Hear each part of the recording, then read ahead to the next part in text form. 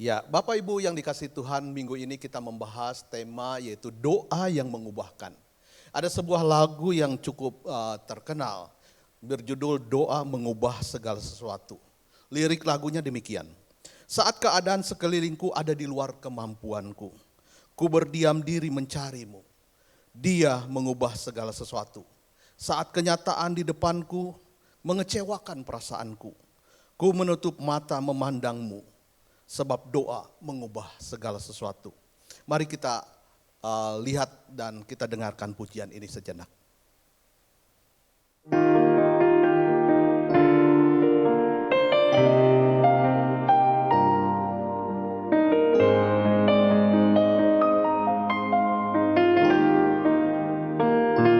Saat keadaan sekelilingku ada di luar kemampuanku, ku berdiam diri mencarimu. Doa mengubah segala sesuatu. Saat kenyataan di depanku mengecewakan perasaanku, ku menutup mata memandangmu. Sebab doa mengubah segala sesuatu. Bapak Ibu yang dikasih Tuhan, apakah doa sudah menjadi kebutuhan pokok dalam hidup kita? Seperti halnya sandang, pangan dan papan. Kita membutuhkan makanan, kita membutuhkan minuman, kita membutuhkan tempat tinggal. Sudahkah kita menjadikan doa seperti jaringan internet, saudara? Bagi HP kita, bagi alat komunikasi kita. Bayangkan, kalau tidak ada internet saat ini, secanggih apapun HP kita, semahal apapun alat komunikasi kita, tidak akan ada fungsinya sama sekali. Dan tidak akan maksimal. Doa sudahkah menjadi seperti bensin, bahan bakar, atau solar ya saudara, bagi mobil, bagi motor yang kita miliki. Kendaraan kita membutuhkan bahan bakar. Bensin atau solar ya, sebagus, semahal, semewah apapun kendaraan yang kita punya, kalau tidak ada bahan bakar, itu tidak bisa jalan, saudara. Saudara, doa juga haruslah menjadi nafas hidup orang percaya. Kita membutuhkan nafas, sehingga kita tidak mati. Nah, ibu bapak yang dikasihi Tuhan, jadi inti dari doa adalah kekuatan kita sebagai orang beriman, khususnya di saat-saat yang seperti ini. Di mana hidup ini sulit, hidup ini tidak mudah. Bahkan untuk bertahan sekalipun juga ini gak mudah, saudara, dalam keadaan saat ini. Banyak orang yang putus asa karena didera oleh masalah-masalah di dalam kehidupan mereka. Di saat-saat seperti inilah, saudara-saudaraku, sebagai orang beriman, kita harus berdoa kepada Tuhan. Karena hanya berdoalah tempat kita berelasi dengan Allah. Tempat kita berkomunikasi dengan Allah, sang pemilik hidup, sang penyelenggara hidup kita ini. Dalam doa, ibu bapak yang dikasihi Tuhan, kita menerima kekuatan yang mengalir dari Allah. Dalam doa juga kita dapat mencurahkan seluruh isi hati kita kepada pribadi yang pasti tidak akan menolak kita. Kalau kita sedang dalam keadaan putus asa, kalau kita dalam keadaan bimbang, kita mau menyerah atas hidup ini, kita perlu memiliki iman. Saudara, doa adalah kekuatan di dalam kehidupan kita. Dan dunia juga bisa dipulihkan karena doa. Saudara-saudaraku, kapan kita biasanya berdoa kepada Tuhan? Sewaktu ada kebutuhankah kita berdoa? Kalau kita sedang Kepepetkah kita baru berdoa? Kalau kita sedang putus asakah kita baru berdoa? Saudara, doa bukanlah sesuatu yang kita lakukan waktu kita membutuhkan sesuatu. Tetapi doa haruslah menjadi bagian dalam kehidupan kita sehari-hari. Doa ini berkuasa. Doa itu yang dipenuhi dengan iman kepada Tuhan, maka sungguh besar kuasanya. Ketika orang percaya berdoa, Tuhan sanggup menjawab setiap doanya. Saudara, yang namanya kebutuhan pokok itu harus ada dan terjaga. Seperti misalnya oksigen. Kita butuh oksigen setiap hari.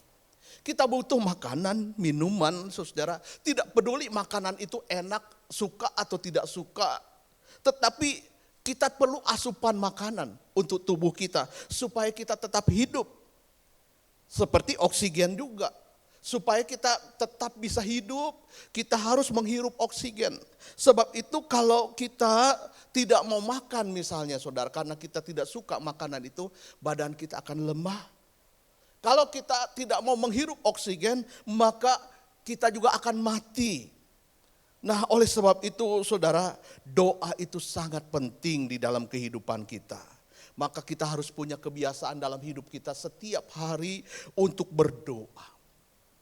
Saudara, pertanyaannya, apakah benar doa bisa merubah segala sesuatu?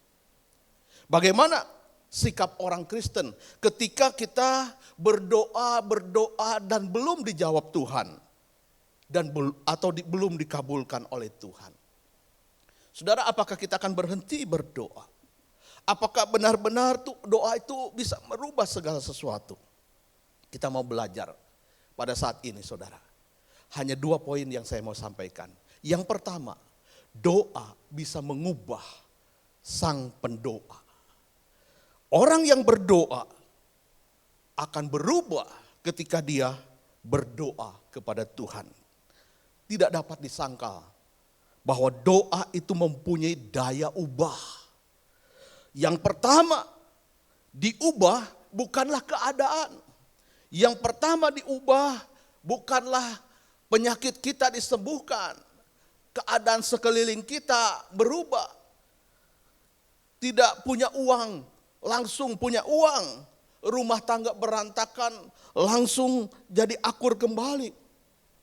Saudara, jawaban doa yang pertama itu tidak langsung ke arah beraneka ragam permohonan dan keinginan yang kita naikkan kepada Tuhan.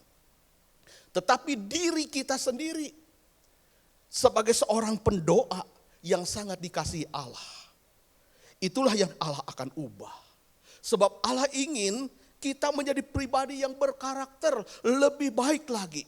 Dan mempunyai kekuatan, kemampuan, daya tahan yang luar biasa dalam menjalani beraneka ragam kehidupan ini. Yang semakin lama mungkin makin sulit dan bukanlah makin mudah. Kalau kita saudara-saudara melihat keadaan sekeliling kita, saudara, tidak sesuai dengan harapan dan keinginan kita. Maka saudara, apa yang kita harapkan dari keadaan seperti ini?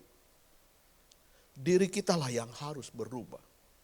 Sehingga situasi apapun juga, ketika kita hadapi situasi ini berubah-ubah, kita tetap sanggup melewati keadaan itu.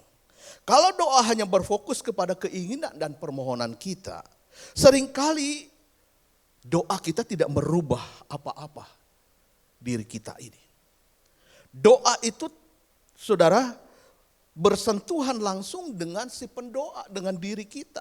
Sehingga saudara kita mendapatkan kekuatan, kita dapat diteguhkan, kita akan dikokohkan, serta kita semakin mengandalkan Tuhan.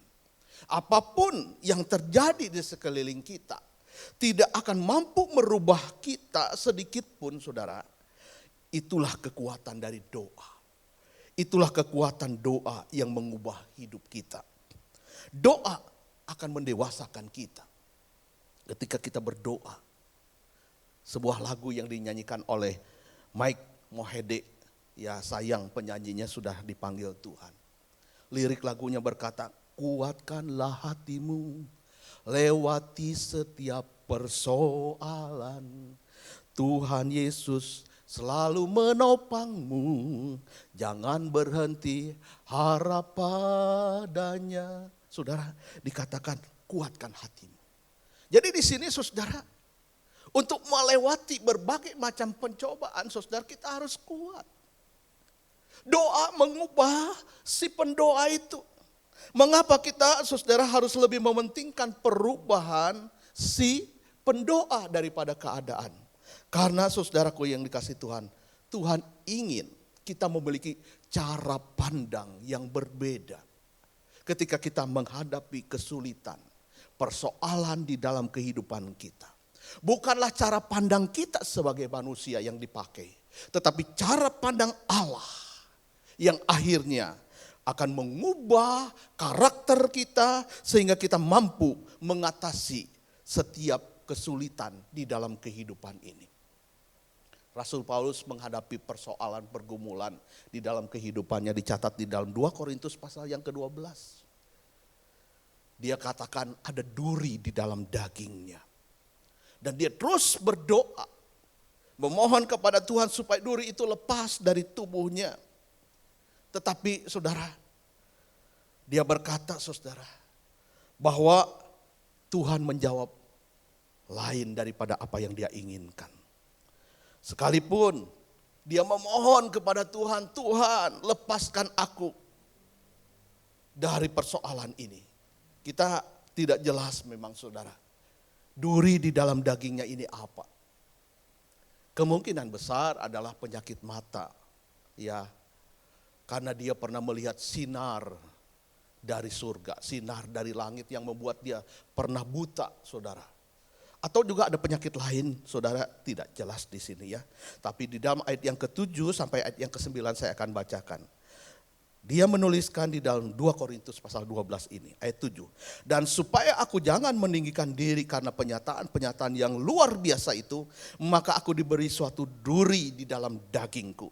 Yaitu seorang utusan iblis untuk menggocok aku supaya aku jangan meninggikan diri.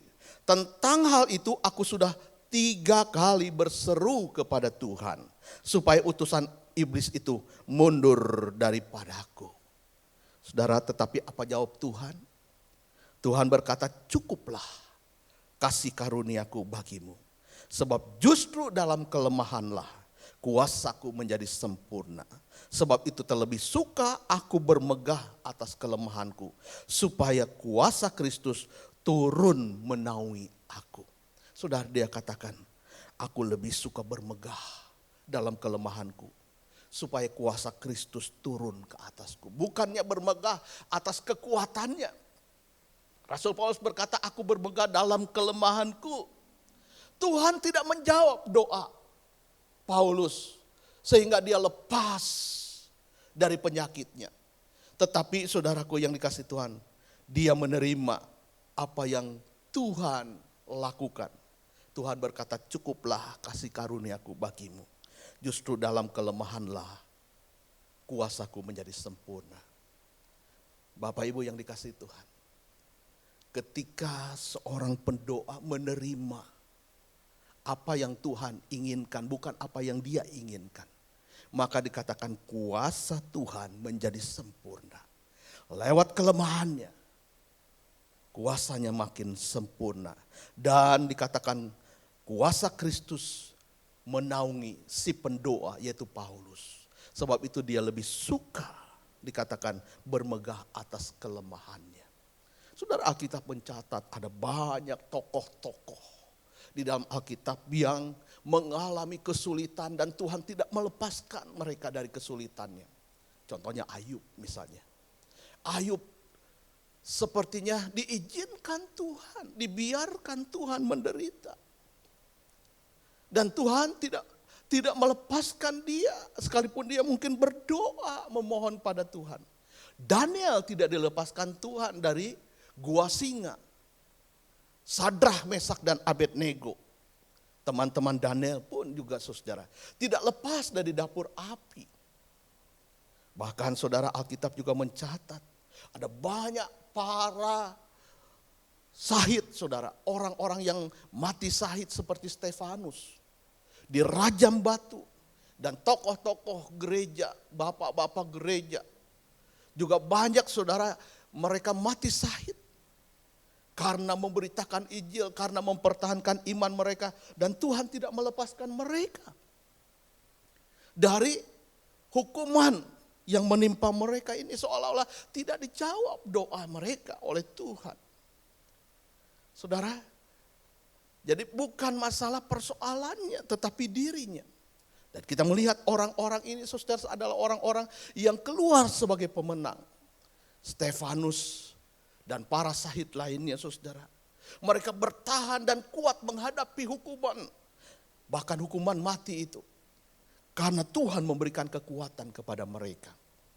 Saudara, Alkitab juga mencatat Yesus sebagai manusia juga mengalami pergumulan seperti kita. Ketakutan yang hebat menyelimuti hidupnya, saudara. Ketika dia hampir di akhir hidupnya, dia berada di Taman Getsemani dan dia sungguh-sungguh berdoa. Doanya apa? Jikalau boleh biarlah cawan ini lalu daripadaku. Yesus menyadari, saudara, beratnya penderitaan yang harus dia pikul. Sehingga dia berdoa seperti ini, dia berharap Bapaknya di surga, saudara, berkenan mengambil cawan dari hidupnya. Sekalipun doa ini tidak dapat mengubah jalan hidupnya, saudara. Namun Yesus percaya bahwa Bapa mampu mengubah peristiwa ini menjadi sumber kekuatan dan penghiburan. Dia pun juga memilih, saudara, taat dan mengikuti kehendak Bapaknya. Saudara, Tuhan memberikan kekuatan pada dia menjalani jalan salib, jalan penderitaan itu. Tuhan tidak akan selalu mendengarkan doa kita, Bapak Ibu yang dikasihi Tuhan. Namun Dia tidak akan selalu, saudara, meninggalkan kita. Dia, saudaraku yang dikasihi Tuhan, tidak mengabulkan doa kita. Dan kita tidak menerima apa yang kita minta mungkin. Doa itu dapat, saudara, membuat kita, saudara, tidak tercapai harapan kita. Tetapi ada tujuan yang lebih penting daripada doa, yaitu mengubah hati kita. Mengubah di mana kita, saudara, yang lemah menjadi kuat untuk menjalani kehidupan dalam kesulitan. Apakah keinginan hati kita, saudara, lebih kuat sehingga kita harus terus memaksa Tuhan untuk memenuhi keinginan kita? Sebaliknya kita harus memilih taat dan mengikuti keinginan hatinya. Tuhan bukan seperti mesin ATM, saudara ya. Yang ketika kita datang di depan mesin ATM, kita pencet, saudara ya. Apa yang kita inginkan, mungkinnya kita mengharapkan ya keluar uang 1 juta. Ternyata gak keluar. Karena saldo kita kurang daripada 1 juta. Dan kita marah. Kita pukul mungkin ATM itu, saudara. Ya, kita berharap supaya cepat keluar uang 1 juta itu. Padahal saldo kita tidak 1 juta. Saudara, kita tidak bisa memaksa Tuhan. Memaksakan keinginan kita. Dia bukan robot, dia bukan pembantu kita. Dia punya caranya sendiri, saudara ya. Doa bukanlah sarana untuk mewujudkan keinginan hati kita, saudara. Melainkan untuk mengaminkan keinginan hati Tuhan. Makanya, saudara, lebih penting hati kita berubah. Cara pandang kita berubah. Karakter kita berubah sebagai pendoa. Dan, saudara, barulah yang kedua, ya. Sebelum saya masuk di poin yang kedua, ini Bunda Teresa pun juga berkata seperti ini, saudara. Saya dulu percaya bahwa doa mengubah banyak hal, tetapi sekarang saya tahu bahwa doa mengubah kita dan kita mengubah banyak hal. Saudara, dikatakan dulu dia percaya doa itu mengubah banyak hal. Doa mengubah segala sesuatu, tetapi Ibu Teresa menyadari bahwa yang penting sekarang ini adalah doa mengubah diri kita sebagai pendoa. Sehingga saudara ketika diri kita berubah, maka kita bisa mengubah banyak hal. Kita bisa mengubah keadaan kita. Misalnya ibu bapak yang dikasih Tuhan, kita sedang mengalami kesulitan keuangan.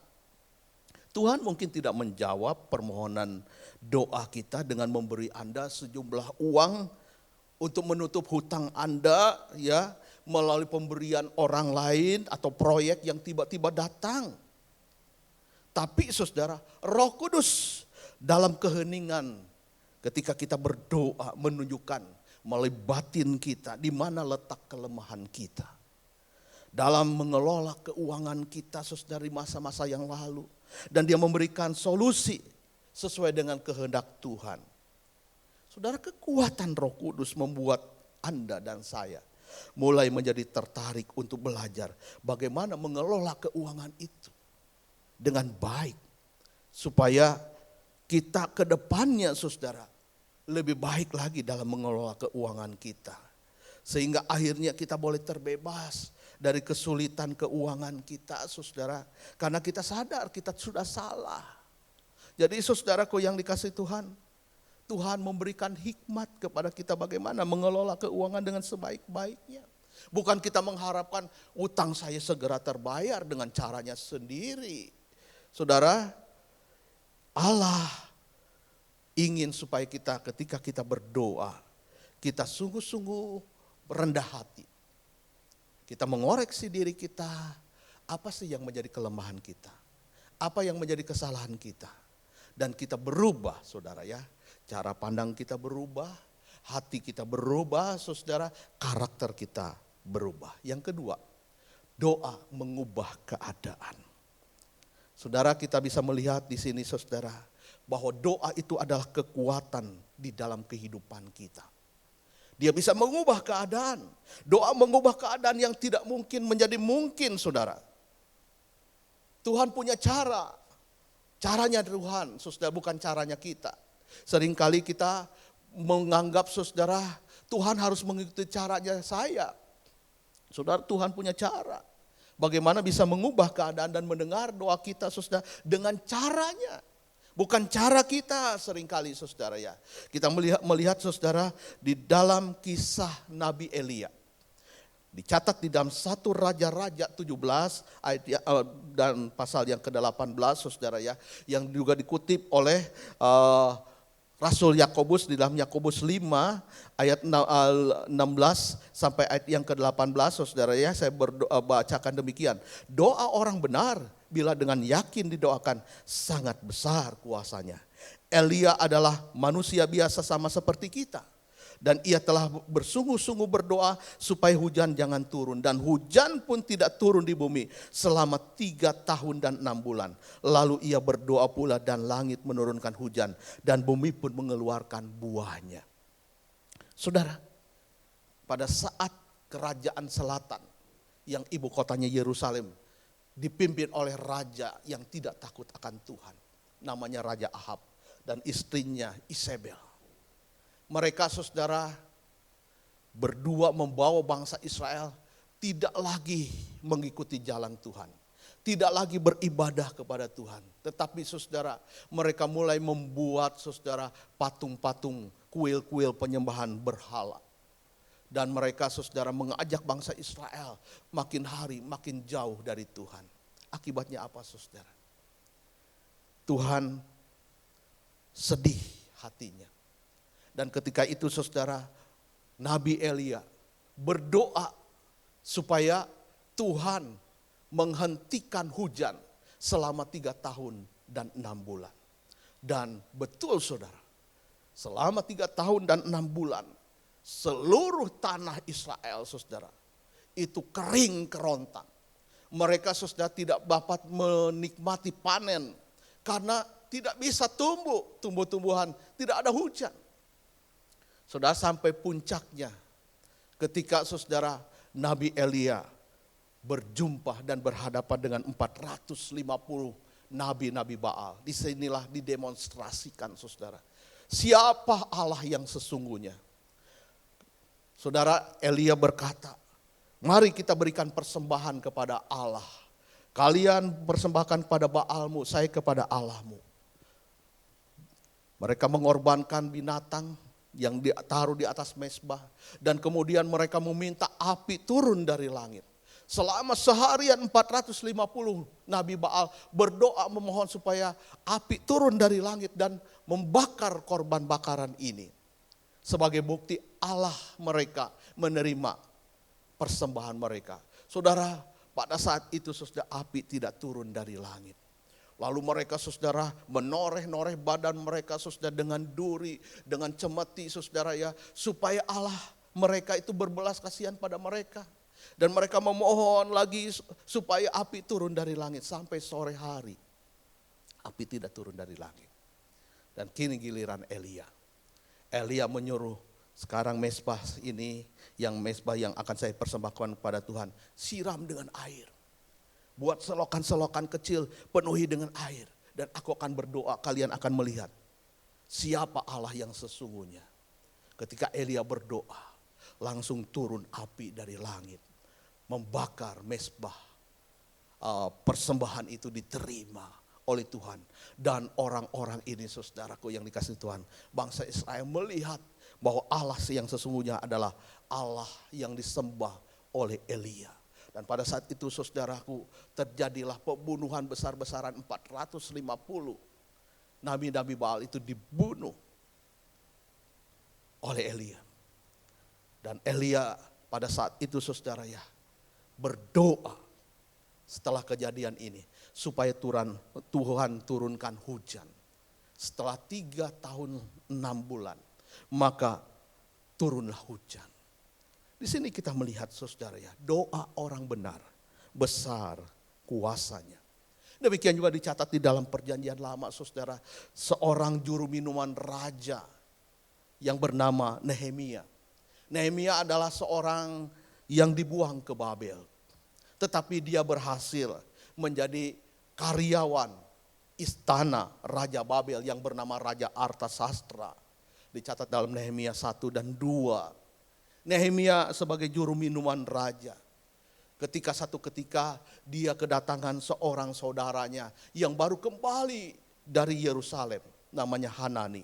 Hanani ketika ditanya bagaimana keadaan saudara-saudara kita yang tidak ditawan ke Babel ini. Dan Hanani menceritakan bahwa keadaan mereka sungguh-sungguh dalam kesukaran yang hebat. Mereka sengsara, mereka miskin. Tembok-tembok Yerusalem telah dibongkar, pintu-pintu gerbangnya telah terbakar. Saudara, dikatakan di dalam ayat yang keempat, ketika ku dengar berita itu duduklah aku menangis dan berkabung selama beberapa hari. Aku berpuasa dan berdoa di hadirat Allah semesta langit. Saudara, ini yang dilakukan oleh Nehemia. Dia berpuasa dan berdoa di hadapan Allah dikatakan. Dalam doanya dia mengaku dosa dan kesalahan bangsanya. Sehingga mereka mengalami kehancuran yang luar biasa. Dan bangsanya harus dibuang ke Babel.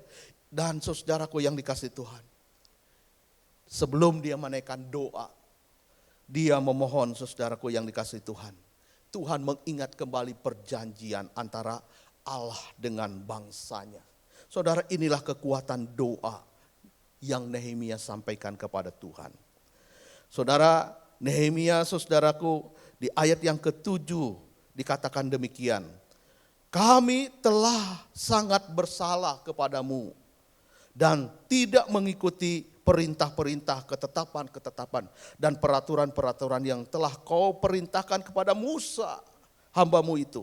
Ingatlah akan firman yang kau pesankan kepada Musa, hambamu itu. Yakni bila kamu berubah setia, kamu akan kucerai-beraikan di antara bangsa-bangsa.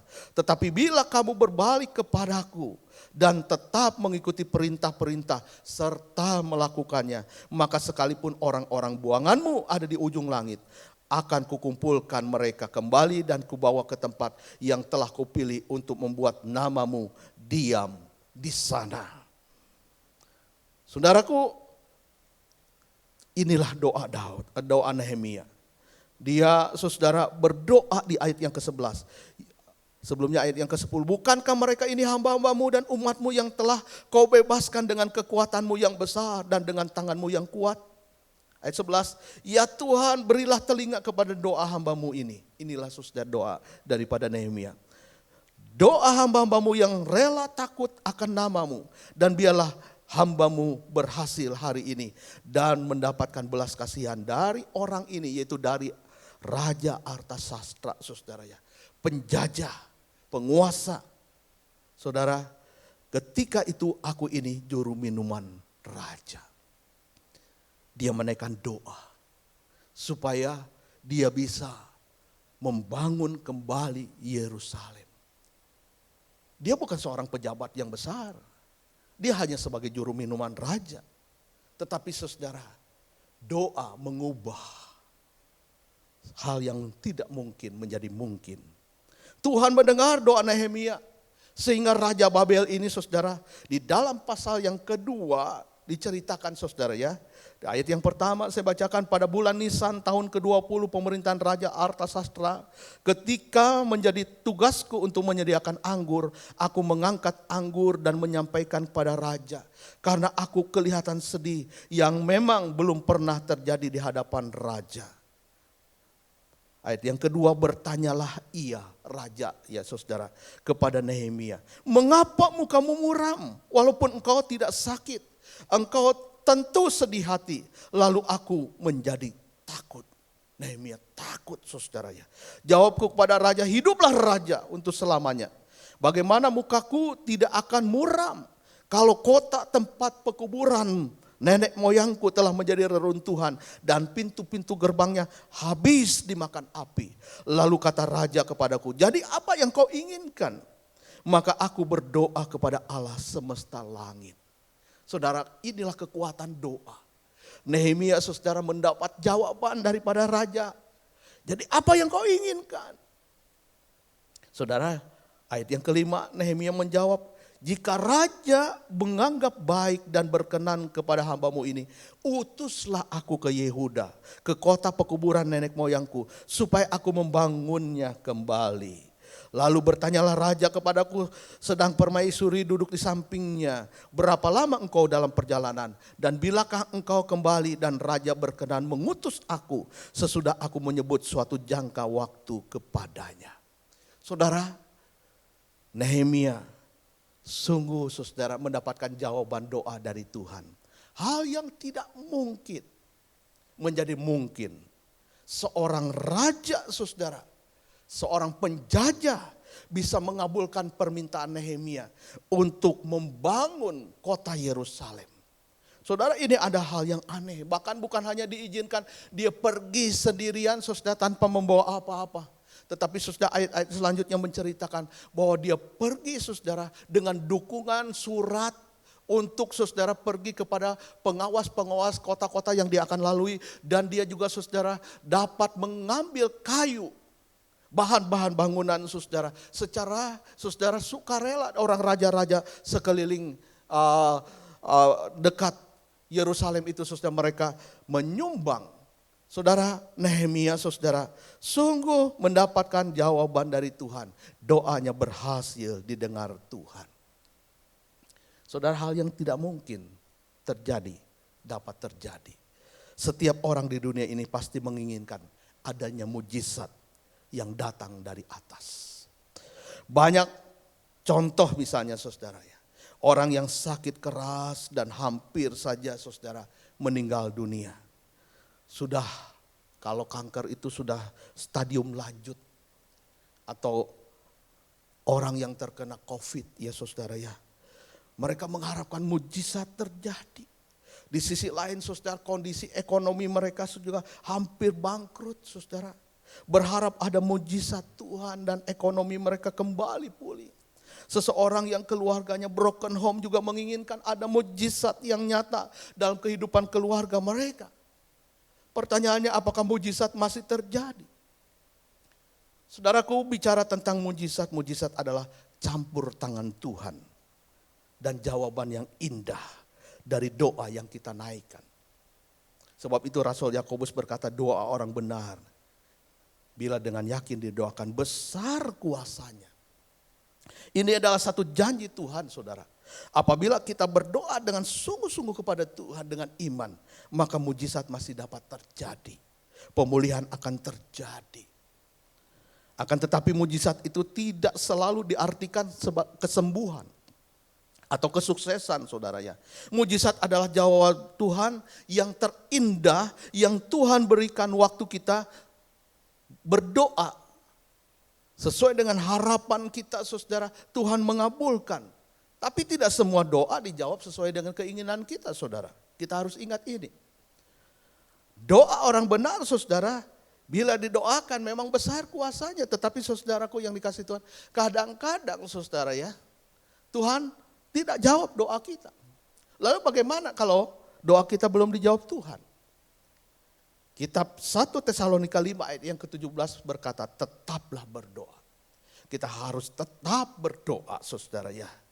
Doa mengubah, saudara, yang mustahil menjadi luar biasa. Efesus 3 ayat yang ke-20 berkata, bagi dialah yang dapat melakukan jauh lebih banyak daripada yang kita doakan dan pikirkan, seperti yang ternyata dari kuasa yang bekerja di dalam kita. Saya ingin menutup, saudara, dengan kisah. Di satu hari Kamis, saudara, sebelum Natal, ada seorang wanita yang datang ke toko bahan makanan. Dia meminta bantuan kepada pemilik toko supaya dia bisa memasak hari itu. Ketika dia bertemu dengan pemilik toko itu, pemilik toko bertanya, berapa uang yang kau miliki? Dan wanita ini menjawab, suami saya tewas di medan perang.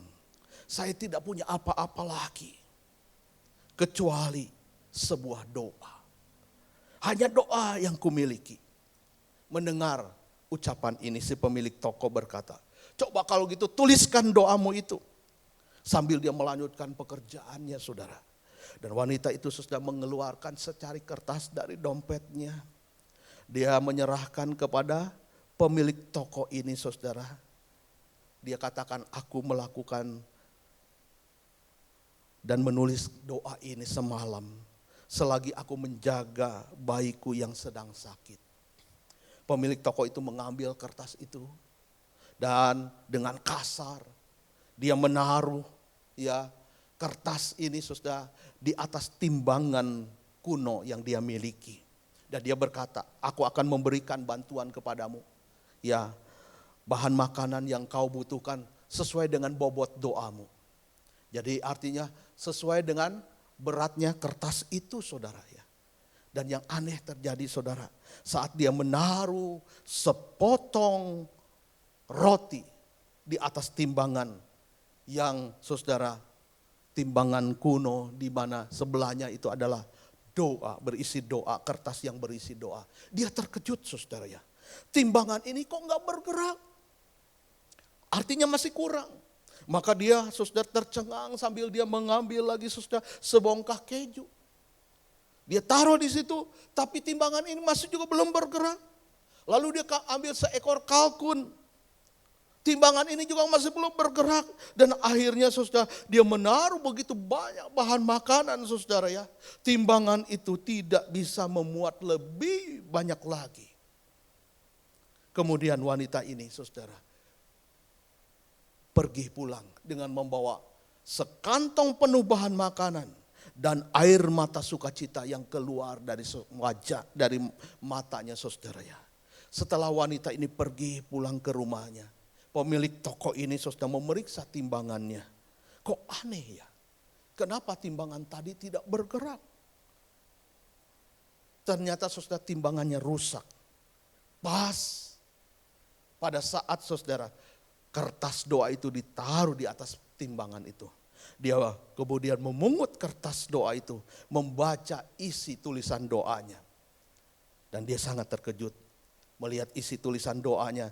Tuhan, berikan kami pada hari ini makanan kami yang secukupnya. Saudara, Tuhan mendengar doa ibu janda ini yang suaminya mati dan memiliki anak yang masih bayi dalam keadaan sakit. Tuhan memenuhi keinginan ibu ini supaya bisa masak pada hari itu. Saudara, itulah besarnya kuasa doa yang lahir dari hati yang sungguh-sungguh berserah kepada Tuhan.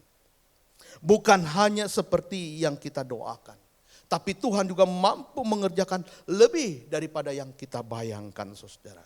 Sebab doa berkoneksi antara kita dengan Allah yang supernatural. Sehingga saudaraku yang dikasih Tuhan, Tuhan akan menjawab, melakukan mujizatnya, perbuatan ajaib apa yang kita doakan. Bukan hanya dijawab Tuhan, tetapi bahkan lebih besar lagi, lebih banyak lagi, dan lebih hebat pun Tuhan bisa mengerjakannya.